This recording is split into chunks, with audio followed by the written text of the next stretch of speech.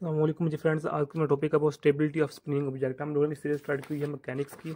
तो मैकेनिक्स की सीरीज में हम तमाम टॉपिक्स पर पिछली वीडियो में बात कर चुके हैं।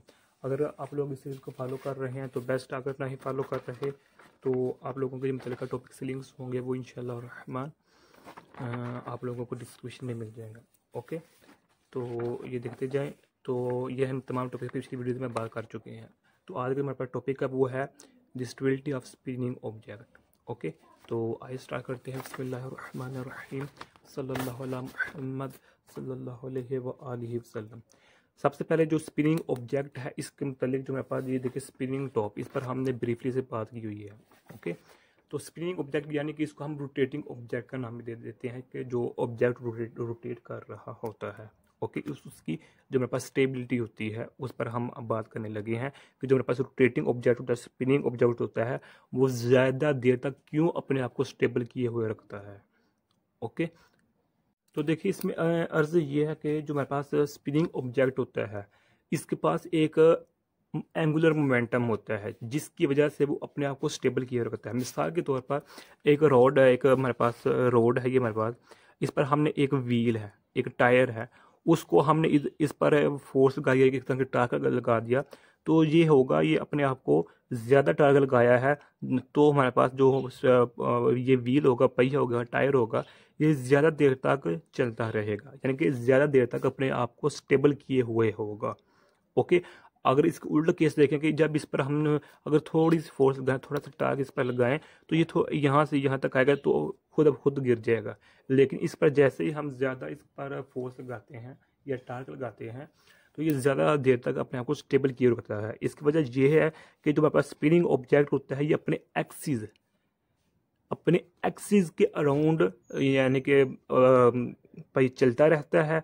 तो जितना फोर्स और टार्क होती है वो उसका अपने ज़ेर असर चलता रहता है। यानी कि एक जो एग्जांपल होती है कि जो छोटी मिसाल देती हैं कि अगर किला कामयाब है तो सारे कामयाब हैं। किला कामयाब होने का मतलब क्या है कि अगर हमारे पास सेंटर, अगर हमारे जो हमारे पास इक़्तिदार, जो अगर हमारी हुकूमत अच्छी है तो मुल्क अच्छी तरह से जो हमारे पास होगा वो आगे चलेगा। अगर हमारे पास जो सियासतदान वही नहीं ठीक है तो सियासतदान क्या है, वो मुल्क का एक पहिया, मुल्क का सेंटर है, मुल्क का एक हमारे पास सेंटर ऑफ एक्सिस के तौर पर हमारे पास सियासतदान जो हुकूमत वाले लोग होते हैं वो होते हैं। अगर वही नहीं ठीक होंगे तो ज़्यादा देर तक हुकूमत नहीं चलेगी, वो पहिया नहीं चलेगा, वो मुआशी मशरती मामलात नहीं सही चलेंगे तो वो पहिया गिर जाएगा, यानी कि हुकूमत गिर जाएगी। हुकूमत गिर जाएगी यानी कि जो इकोनॉमी होगी वो बिलो हो जाएगी। तो जितना सेंटर मजबूत होगा उतना हम जो मेरे पास ऑब्जेक्ट होगा वो अपने आप को स्टेबल किए हुए होगा। ओके, तो इसका मतलब क्या है, हमारे पास मतलब क्या हुआ कि जो हमारे पास स्पिनिंग ऑब्जेक्ट होते हैं, रोटेटिंग ऑब्जेक्ट्स होते हैं जो हमारे पास, वो अब जब वो रोटेट करते हैं तो वो कोशिश करते हैं, वो मेंटेन करते हैं, ट्राई करते हैं तो मेंटेन अपनी स्पिन को, कि जो हमारे पास जो मोशन है वो ज़्यादा एंगुलर मोशन में रहे, रोटेटिंग मोशन रहे, स्पिनिंग मोशन ही रहे। ओके, इसलिए ये ज़्यादा स्टेबल होते हैं। अब जो बुक्स पर एग्जाम्पल दी हुई होगी हम तो उनको ही फॉलो करेंगे। ओके, तो बुक पर चलते हैं। ये देखें हमारे पास बुक है, HR की बुक है हमारे पास।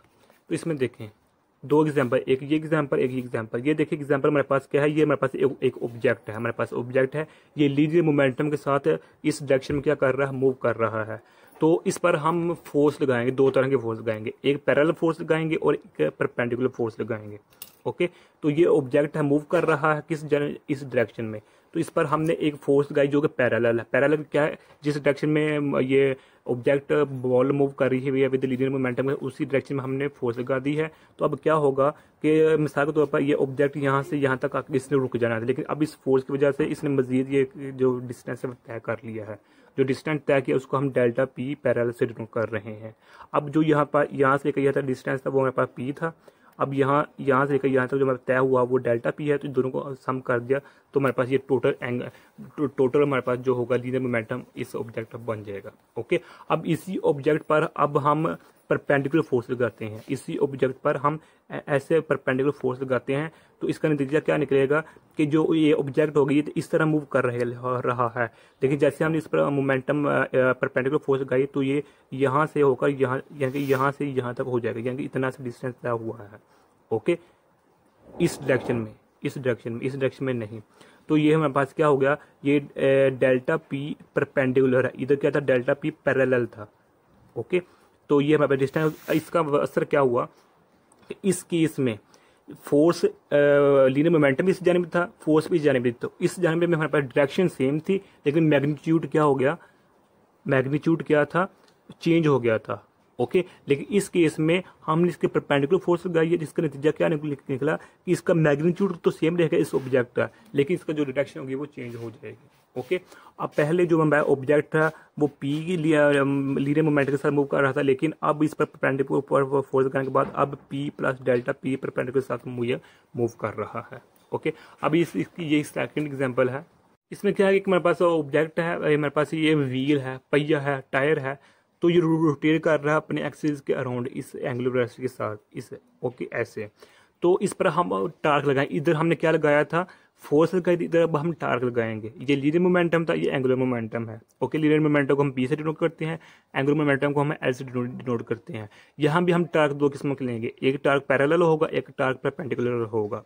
ओके, तो जो ये टायर है ये मूव कर रहा है इस डायरेक्शन में एंगुलर वेलोसिटी के साथ इस डायरेक्शन में मूव कर रहा है, तो हमने टार्क भी इसी डायरेक्शन में अप्लाई कर दिया। तो पहले इसकी ये थी एंगुलर मोमेंटम, तो जब हमने टार्क अप्लाई कर दिया इसकी सेम डायरेक्शन में, तो मेरे पास यहाँ से यहाँ तक ये डिस्टेंस तय किया डेल्टा एल पैरेलल। तो पहले पहिए की इस टायर की जो एंगुलर मोमेंटम है एल था, लेकिन अब क्या हो गया L plus delta L parallel हो गया। सिमिलरली ये केस अब इस पर हमने क्या किया कि इस पहिए पर इस टायर पर हमने एंगुलर इसके परपेंडिकुलर फॉर्म इसके परपेंडिकुलर ऐसे इस पर हमने टार्क अप्लाई कर दिया। तो अब क्या होगा कि जो इस यहाँ से ऐसे जब इस पर हमने टार्क अप्लाई किया तो अब इसकी जो डायरेक्शन होगी वो चेंज हो जाएगी, तो ये डिस्टेंस तय होगा। ओके, इस केस में क्या था कि डायरेक्शन सेम थी लेकिन मैग्नीट्यूड चेंज हुआ। इसमें क्या हुआ कि डायरेक्शन चेंज हो गया लेकिन मैग्नीट्यूड सेम रहेगा। ओके, ये दो इसकी छोटी सी एग्जांपल थी। मैं उम्मीद करता हूँ इस वीडियो की समझ आ गई होगी। जज़ाकल्लाहु खैर, अस्सलामु अलैकुम व रहमतुल्लाहि व बरकातुहू।